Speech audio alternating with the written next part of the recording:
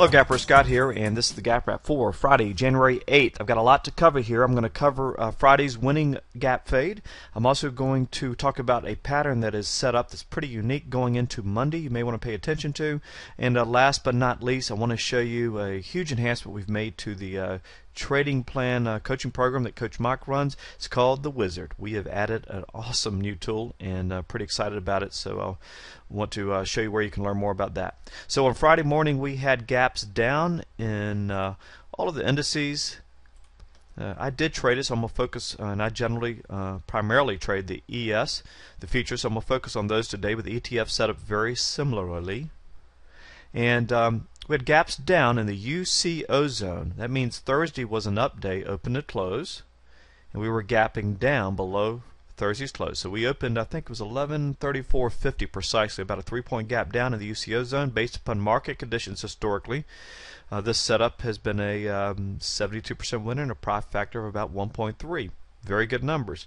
A little bit weak based upon closing patterns, and since this is such a strong zone, that tells me there was risk factors in play for this zone. But again, not terrible because it's such a good zone in general. 66% historical win rate, profit factor about 0.9, a little bit less than 1. 1 is break even. And seasonality was about the same. Looking at the YM, very good numbers based upon current market conditions. Okay for closing based upon closing patterns, and seasonality just a tad weak. NASDAQ, we actually opened, it was a doji on a quarter-point difference from open and close. So we opened the DCL zone. Numbers are just a little bit weak there for the most part. Good win rate by seasonality, but terrible profit factor. So it's been a money-losing setup. And let's see. On the Russell, we opened in the UCO zone. Tiny gap down, and sort of neutral setup there. Not bad, not great. So the ETFs looked very similar. Let me show you my pre-market comments.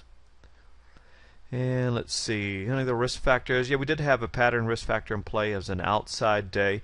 We've also had several consecutive higher highs, and I'll talk more about that going into Monday. And that made things a little bit weaker than I like, but not terrible. There's really nothing bad across any of the indices. And we did have some concern with the opening risk being a daily pivot straddle, and momentum has waned a little bit. We were actually going to open just beneath the high of 2 days prior. But in general, as I mentioned, everything was mostly supportive, at worst neutral, or just ever so slightly weak. And as in the research I showed on Thursday evening, fading down gaps on the day of the monthly employment report, or monthly jobs report, if you will, has been a nice, very profitable trade historically. So I decided to reduce my position size, trade the opening gap in the ES, using my minimum size stop as always is 5 points, and that's what we show in the guides, and target gap fill for most of the position. So let me show you how that turned out. Okay, so here's the 5-minute action. The white line is where we open in each of the indices, okay? That white line right there, just the purple line is the daily pivot in the ES. You can see we're just under the pivot. Blue line is the prior day close, green line is prior day highs, red line you can't see down here, but it's prior day lows. So see, the action was similar, as it almost always is among the indices, since they're very correlated. And let me show you specifically focus on action in the ES. Okay, so we opened here, rallied just about a point or so, and then we sold off down to 1132. That's 2.5 points. Stayed down there for about 15-20 minutes, and then we're able to reverse, come up, and fill the gap. This is my target was 1137.25, which I believe was on that wick right there, 1137.25. So I got filled there with the majority of my position, but had about 80% set up to scale out right there. And I always set up my order so I can hold on to a little bit, even if my primary target is gap fill, for some potential continuation of pop.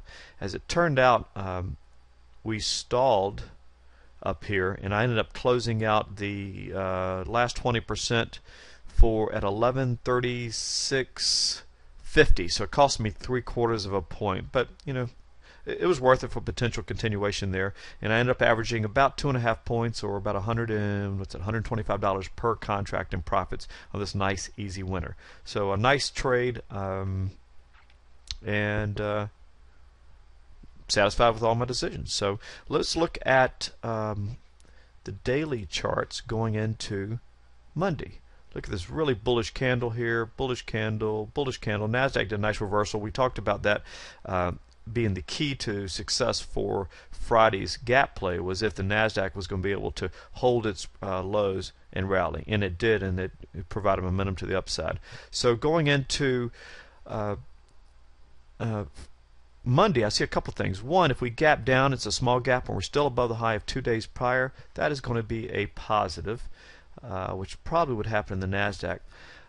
However, there is one concern. Look at the number of consecutive higher highs. 1 higher high, 2 higher highs. Let me expand this.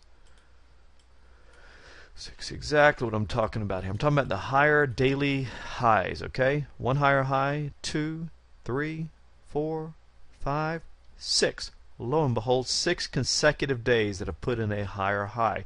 That is very bullish. Now we had 5 going into Friday, and when you have 3 or 4, gaps down get especially riskier. But at some point, it's generally around 5. Once you cross that 5 threshold of consecutive highs in a row, it tells you there's extreme bullish momentum, and the risk of a gap down tends to be mitigated. So just so you don't have to trust me, let me show you the historical probabilities for fading gaps that follow 6 consecutive higher highs in the E-mini S&P futures. What you see here is that it's happened 52 times in the past 10 or 11 years, where we have had a gap following 6 consecutive higher highs in the E-mini S&P 500. Now this assumes you're using my standard stop, or our standard stop, which is 30% of the 5-day average true range, minimum of 5 points, maximum of 12 points in the S&P. So it's a good benchmark in terms of could you make money historically or not. Not a terrible win rate, not overly good either. Sort of a neutral, 60%, profit factor 1, break even. So any gap down is actually not as risky as it was when you had, say, 3 consecutive higher highs. I know that's a little counterintuitive. It just tells you that the bullish momentum is pervasive, okay? If you gap up, the sample size is a little bit smaller, but it's had a little bit better win rate and a little bit better profit factor. So a little bit more of an edge if you gap up. And there you go. Going into Monday, if we get a gap in either direction, it doesn't look like a terrible setup, at least based upon this one particular pattern. I'll defer to the gap guides as always. And let's see, last but not least, let me show you the enhancements we've made to the trading plan program. All right, so one of the things we've heard a lot about from members is that they love the probabilities, but some of the newer folks that are new to trading aren't quite sure how to actually create a trading plan, if you will, around this probabilities. They know how to trade in any particular setup, but they don't know how to set their expectations. So Coach Mock introduced his trading plan program end of last year, and we just made a major enhancement. Something he's been working on and we've been working on together is the MTG Wizard, okay? And we've added it to the custom trading plan. It is built in as part of the package, and basically what it does is helps you convert the probabilities that we show on the website each day to a tradable plan, so that you have realistic expectations in terms of how much money you could potentially make if you executed your plan flawlessly over the course of a year, and more importantly, how big of a drawdown, how many consecutive losses in a row could you expect trading those probabilities. And it's just an unbelievably powerful tool. I'm not aware of anything else out like it out there. You can learn more about it here by clicking on it, and there is a video right there. 8 minutes. I'll take you through the MTG Wizard. So check it out, and I think you'll find it intriguing.